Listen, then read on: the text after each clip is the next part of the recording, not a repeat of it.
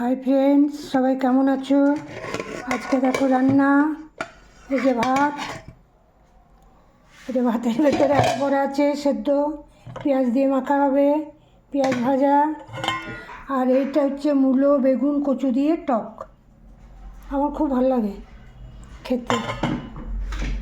আর এই যে পুঁই মেটুরি, মূলো, আলু, বেগুন দিয়ে সর্ষে পোস্ত বাটনা দিয়ে চচ্চড়ি।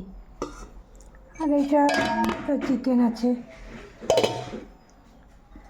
এইটাতে আছে, এইটা ফুলকপি, আর এইটা অল্প করে ডাল। ব্যাস,